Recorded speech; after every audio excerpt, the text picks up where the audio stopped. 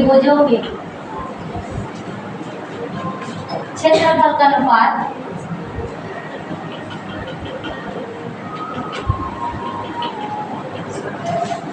उनके संगत भुजाओं के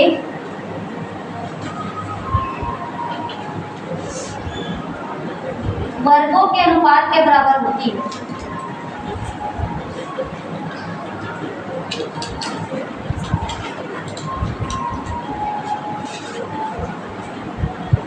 दो समरूप त्रिभुजों के क्षेत्रफल का अनुपात उनकी संगत भुजाओं के वर्गों के अनुपात के बराबर होती है।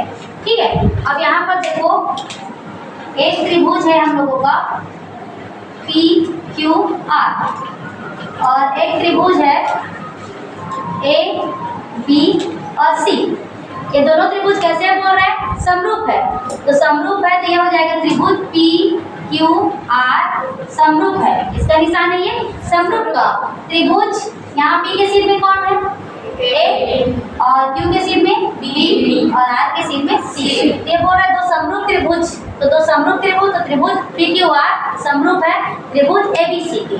उनके क्षेत्रफल का अनुपात, तो यहाँ पर ए आर मतलब क्षेत्रफल एरिया, तो त्रिभुज पी क्यू आर का क्षेत्रफल अपान में क्या हो जाएगा? त्रिभुज ए बी सी का क्षेत्रफल।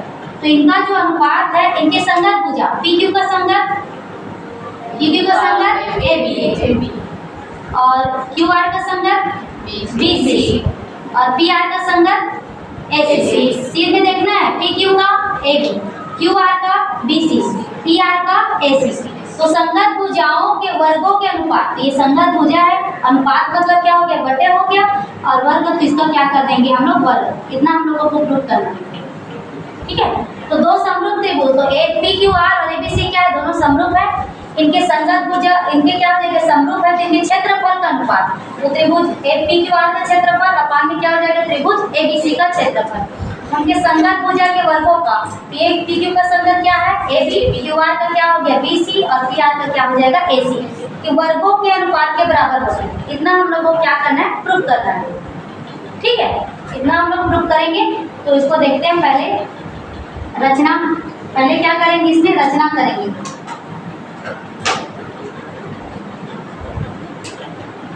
तो रचना में क्या करेंगे? यहाँ से हम लोग क्या करेंगे?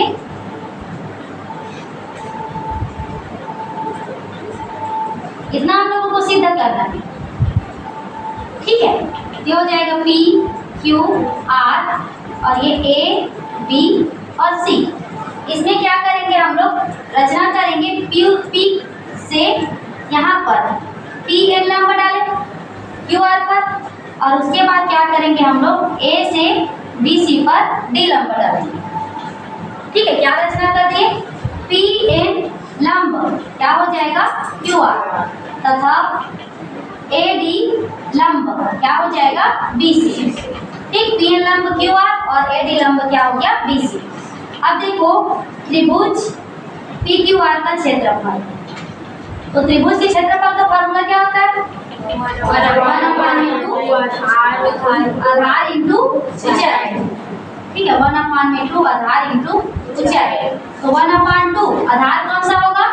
क्यू आर और ऊंचाई क्या हो गया? पी है। जो लंब डाले वो क्या है? ऊंचाई है, और जिस पर लंब खड़ा है वो क्या है? आधार। ये हम लोगों का आ गया त्रिभुज पी क्यू आर का क्षेत्रफल। ये समीकरण क्या हो गया? पहला। उसके बाद देखते हैं हम लोग त्रिभुज इसका, यहाँ पर इसका क्षेत्रफल त्रिभुज ए बी सी का क्षेत्रफल। ये भी हो जाएगा 1/2 आधार इसका बी सी और ऊंचाई क्या हो जाएगा? ए। समीकरण क्या हो गया? दूसरा। अभी हम लोग को क्या करना है? दोनों के क्षेत्रफल का अनुपात लाना है। मतलब हम लोग पहला में दूसरा क्या करेंगे? डिवाइड करेंगे। ये समीकरण क्या हो गया? पहला और ये दूसरा। तो समीकरण पहला में क्या करेंगे? दूसरा को भाग देंगे। ठीक, तो पहला क्या है? राइट से इस तरफ देखेंगे, लेफ्ट साइड को। त्रिभुज पी क्यू आर का क्षेत्रफल अपान में क्या हो जाएगा? त्रिभुज ए बी सी का क्षेत्रफल। इसका 1/2 Q R into P A, इसका 1/2 B C into A D. 1/2 और 1/2 क्या हो गया? कट गया। अब कट गया तो हम लोगों के पास बचा क्या? त्रिभुज पी क्यू आर का क्षेत्रफल। पी क्यू आर का क्षेत्रफल अपान में त्रिभुज ए बी सी का क्षेत्रफल। अब ये क्या बचा, क्यू आर अपान में बी सी इक्वल में क्या हो जाएगा, पी एन इंटू ना अपान में क्या हो जाएगा डी सी। ये समीकरण क्या हो गया तीसरा। अब देखो हम लोगों को लाना क्या है यहाँ पर, क्यू आर अपान में बी सी, तो स्क्वायर लाना है, मतलब इसको भी उसी जैसे ही लाएंगे, तब क्या आएगा, वो स्क्वायर आएगा। ठीक, अब देखो तो क्या पी एन और ये आर और ये हो जाएगा ए डी और सी। तो इसमें आर इज इक्वल टू क्या होगा, सी और एन इज इक्वल टू क्या हो जाएगा, डी। तो कोट कोट समरूपता से दोनों त्रिभुज क्या हो गए, समरूप हो गए। कौन कौन से त्रिभुज, त्रिभुज पी एन आर समरूप है त्रिभुज बोलो ए डी सी के। अब समरूप है तो इनकी संगत भुजा क्या होगी, अनुपातिक होगी। तो यहाँ पर पी एन अपान क्या होगा, ए डी, पी एन अपान क्या हो गया, ए डी, और यहाँ पर Q R, P R upon में क्या आया, ए सी। पी आर अपान में क्या आया, ए सी। उसमें भी बनाते तो भी कोई बनता, कोई ये नहीं होता।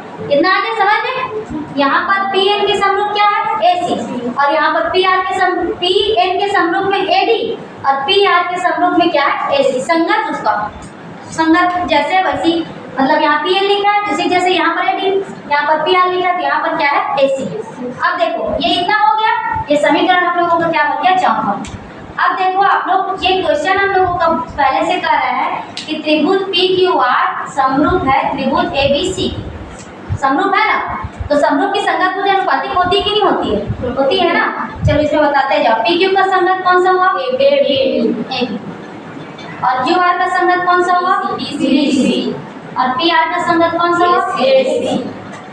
तो हम लोग पी आर अपान ए सी के जगह पर क्यू आर अपान बी सी लिख सकते हैं कि नहीं लिख सकते हैं, लिख सकते हैं ना, क्योंकि दोनों आपस में क्या है, बराबर है। देखो P N upon A D का क्या आया, पी आर अपान में ए सी आया, और पी आर अपान ए सी की जगह पर क्या आया, क्यू आर अपान में बी सी आया। तो हम लोग इस मान को सीधा सीधा रखेंगे यहाँ पर, समझ में आया। P N upon A D की जगह पर क्या आया है, पी आर अपान में ए सी, और पी आर अपान ए सी की जगह पर क्या आया है, क्यू आर अपान में बी सी। तो समीकरण पांचवा में कितना, तीसरा, समीकरण तीसरा में मान रखने पर, तो तीसरा में मान रखेंगे तो क्या आएगा, त्रिभुज पी क्यू आर का क्षेत्रफल अपान में क्या हो जाएगा, त्रिभुज ए बी सी का क्षेत्रफल। ये क्या हो गया, क्यू आर अपान में बी सी।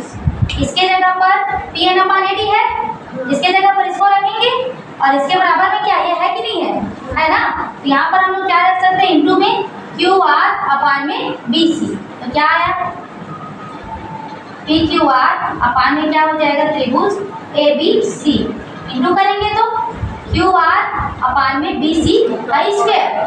और चूंकि ये सब आपस में क्या है, बराबर है, तो सब आपस में बराबर है, तो हम लोग इतना लिख सकते हैं इसको, त्रिभुज ए बी सी का पी क्यू आर का क्षेत्रफल अपान में क्या हो जाएगा, त्रिभुज ए बी सी का क्षेत्रफल इज इक्वल टू, इसको लिखो P Q upon A B बी का square is equal to Q R upon में बी सी का स्क्वायर इज इक्वल टू क्या हो जाएगा, पी आर अपान में ए सी का स्क्वायर। क्या हो गया, सिद्ध हो गया। इतना ही सिद्ध करना है।